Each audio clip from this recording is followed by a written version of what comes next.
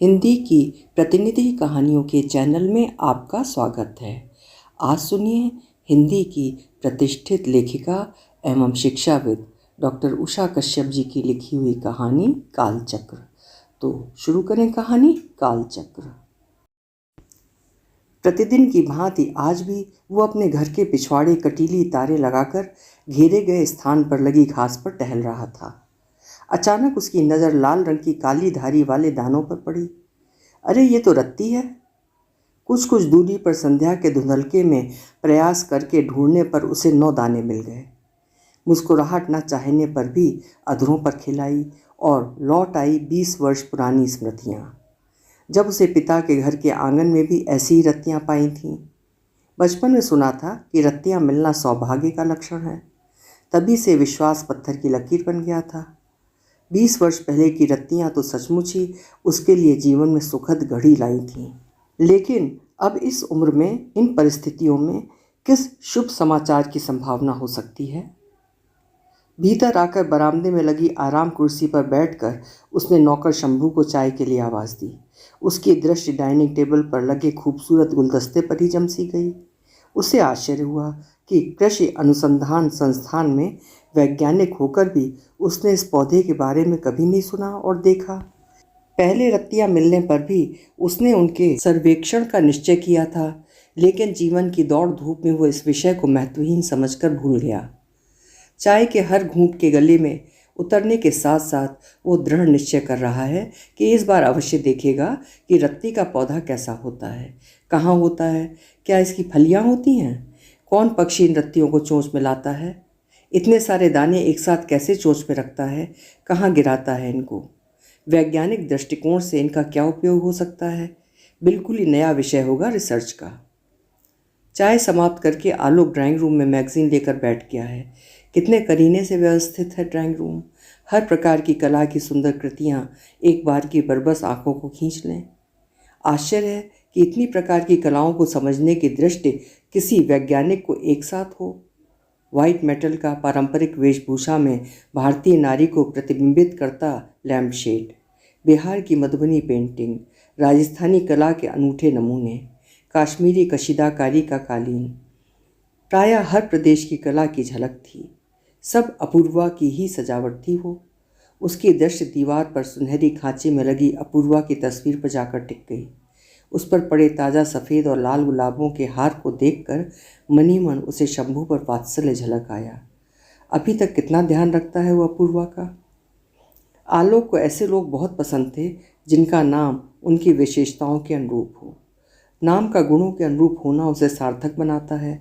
अपूर्वा ऐसी ही थी, अपने नाम को हर प्रकार से सार्थक करती हुई। जीवन में जिससे भी एक बार मिली उस पर अपनी अमिट छाप छोड़ दी। उसे ये दुख था कि वो स्वयं आलोक होकर भी अंधकार में है, लेकिन वो शायद नहीं जानता था कि उसके कार्य भावी जीवन में देश के बहुत से लोगों के लिए आलोकित मार्ग प्रशस्त कर रहे थे। इतने शांत गंभीर स्वभाव का वो आलोक न जाने किन क्षणों में अपूर्वा से सम्मोहित हुआ था। 25 वर्ष की आयु में कृषि अनुसंधान संस्थान में वैज्ञानिक का पद प्राप्त किए हुए अभी एक ही वर्ष बीता होगा कि अपूर्वा की नियुक्ति भी उसी के विभाग में हो गई। विभिन्न प्रकार के बीजों पर परीक्षण करके देश में उत्पादन बढ़ाने के सतत प्रयत्नों में दोनों कब एक दूसरे के निकट आ गए पता ही न चला। उसने अपूर्वा का हाथ मांग लिया था। अपूर्वा के प्रगतिशील विचारों वाले परिवार ने तो बेझिझक इस प्रस्ताव को गर्व सहित स्वीकार कर लिया था, पर आलोक के घर में तो इस बारे में सुनकर जैसे विस्फोटक स्थिति हो गई थी।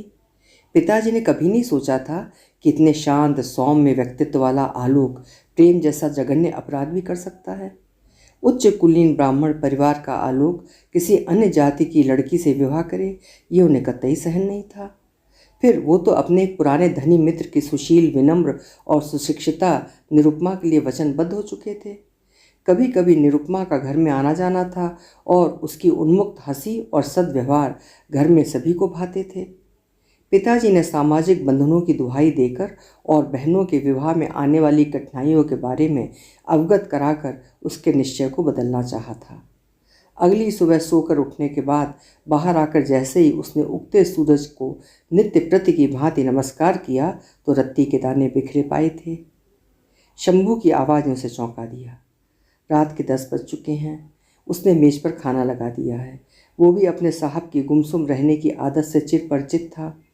खाना खाते खाते उसे याद आ गया वो दिन जब अपूर्वा के साथ विवाह करके वो पहली बार इस घर में आया था और अपूर्वा के हाथों से बना खाना खाया था। विवाह के बाद लड़की ससुराल जाती है, लेकिन आलोक के पिता ने उसे इस सुख से वंचित कर दिया था। आरंभ से ही स्वयं अभावों में जीकर पुत्र को योग्य बनाने वाले पिता उससे नाराज होंगे, ये शायद स्वाभाविक ही था। लेकिन इस सीमा तक उस समय उसे क्षण भर के लिए नफरत सी हो आई पिता से कि शायद धन के लालच में वे अपूर्वा को स्वीकार नहीं कर पाए थे। उसने अपूर्वा के साथ घर जाकर माँ के चरणों में सिर रख दिया था। माँ ने तो इकलौती बहू को गले से लगा लिया, लेकिन वज्र हृदय पिता के आगे माँ की कुछ न चल सकी। अपूर्वा ने तो उसे स्नेह और प्रेम के सागर से सराबोर ही कर दिया था। माँ का स्नेह सेतु चोरी छिपे उसे पैतृक परिवार से जोड़े हुए था, लेकिन माँ की आकस्मिक मृत्यु पर तो वो सचमुच बिल्कुल ही टूट गया। जब अंतिम संस्कार में भी पिता ने उसे भाग लेने से रोक दिया तो उसकी सारी सौम्यता समाप्त हो गई थी और जाने किस पागलपन में वो चीख चीख कर झल्ला पड़ा था। उस दिन अपूर्वा का सहारा लेकर वो जीवन में पहली बार इतना रोया था। कितने ही दिनों तक बीजों पर अल्ट्रा वायलेट रेज डालते ही उसे रंग बिरंगा बचपन याद आ जाता, जिसमें हर चीज़ के लिए जिद करता वो और प्रतिदिन उसकी नज़र उतारती उसकी माँ। अब तो उसे नज़र ही नहीं लगती थी शायद। दिन महीने साल पलक झपकते बीतते जा रहे थे। आलोक व अपूर्वा दोनों का एक ही अध्ययन क्षेत्र था। दोनों के रिसर्च पेपर प्रकाशित हो रहे थे। देश विदेश की पत्रिकाओं के माध्यम से प्रसिद्धि बढ़ रही थी। दोनों का एकाग्र अध्ययन एक दूसरे से परस्पर वाद विवाद दोनों के ही ज्ञान क्षेत्र को निरंतर विस्तृत कर रहा था। दोनों में एक ऐसा रिश्ता बन गया था कि उन्हें किसी और रिश्ते का अभाव ही अनुभव नहीं होता था, लेकिन एक अभाव अवश्य खलता था। इतने वर्षों बाद भी किसी की किलकारियों से घर नहीं गूंजा था। मन में कहीं एक कांटा सा चुभता था। शायद माँ बाप को मानसिक दुख पहुँचाने के कारण वो संतति सुख से वंचित है। उसने माँ के संस्कार विरासत में पाए थे, इसीलिए इतना भाग्यवादी था वो। ये अनहोनी ही हुई कि अपूर्वा विवाह के 17 वर्षों बाद आलोक के जीवन को आलोकित करने की स्थिति में आई। ईश्वर की विडंबना ही है। आलोक तो स्तंभित ही रह गया था। कुछ ही महीनों की प्रतीक्षा भी असह्य हो गई, किंतु उसके भाग्य में तो कुछ और ही बता था। डॉक्टरों के अथक प्रयत्न के बावजूद ना तो अपूर्वा ही बच पाई थी और ना नवजात शिशु। ईश्वर ने इतना क्रूर उपहास क्यों किया था उसके साथ? किस अपराध की सज़ा मिली थी? दिन रात का साथ निभाने वाली अपूर्वा के इस तरह उसे अकेला छोड़ जाने पर वो वियोगाग्नि से धधक उठा था। आंसू शुष्क हो चुके थे। वृद्ध पिता और बहनों ने पहली बार अपूर्वा की मृत्यु पर घर में कदम रखा था। पिता का वज्र सा हृदय सहसा मोम बनकर पिघल गया और वे उसे अपनी छाती से लगाकर फूट फूट कर ऐसे रोए कि सारी शिकायतें, सारा क्रोध अश्रुजल बनकर बह गया। पिता के चेहरे की झुर्रियाँ और गहरा गई थीं। पिताजी से जुड़ने की आस तो पूरी हो गई थी, लेकिन अपूर्वा से बंधा सूत्र टूटने के बाद। जीजियाँ तो अपने एकमात्र भाई को कभी नहीं भूली थीं। अब घर में आने का क्रम भी आरंभ हो गया था। उसे बहुत अच्छा लगता था उनसे मिलकर, पर अपूर्वा के बिना हर किसी का सत्कार वो पहले की तरह नहीं कर पाता था। घर की हर वस्तु को छूकर उसे अपूर्वा का आभास होता। अपूर्वा की यादों के सहारे और अपने गहन अध्ययन के माध्यम से वो जीवन की गाड़ी खींच रहा था। अगले दिन ऑफिस में उसने अपने चल रहे एक्सपेरिमेंट के रिजल्ट को अंतिम रूप दिया है। थका मांदा लौटने पर घर में बड़ी जीजी बैठी मिली हैं।